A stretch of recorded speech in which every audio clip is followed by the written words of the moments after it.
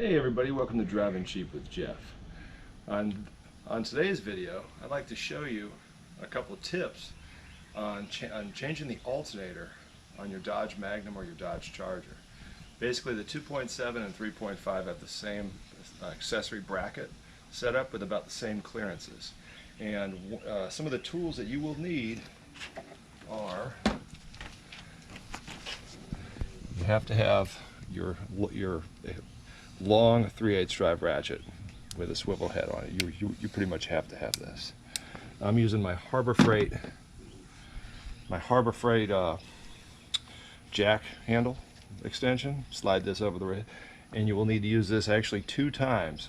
It's going to creak when you break these bolts loose. That's why I put anti-seize compound back on the bolts. Put it back in. And you also need a 15mm socket and a short 3/8 ratchet, and you will need, I like these exercise mats. They are great because you won't damage your radiator and you won't damage your arms with the fins on the radiator. It's great to protect your arms and to protect the radiator. And yes, you do need, it will, I've never seen where they haven't been, like the bolts have not been stuck on there. So one of the things that's really easy to remove, and you will need to remove it, are your cooling fins. You will definitely need to remove your cooling fans out, because you just won't have enough room to break the bolts loose.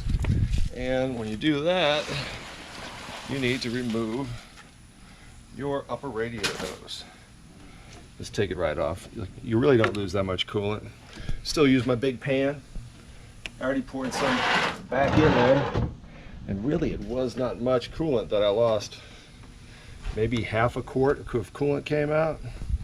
You have to have it on a ramp. You have to have the lower skid plate off, and you just have to have a little bit of patience and just make sure that you really get that socket on there. And I bought 4, I'll tell you what I got.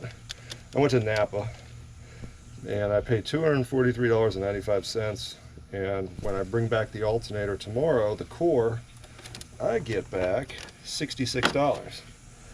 So, and the alternator looks really good. It looks like brand new. So we'll see how it goes. It's been tested, and it really does. It looks like brand new. It doesn't look like they used very many of the original parts on this thing. Looks like they really did a good job. So I'm gonna put this back on. Now the other thing, you just leave the wires on. You have enough room to get it up to here, so just leave the wires on there until you get it out. But that's the easiest way. And something else I'd like to show you, which well, that concludes my alternator video. Thank you for watching, and please subscribe and like this video.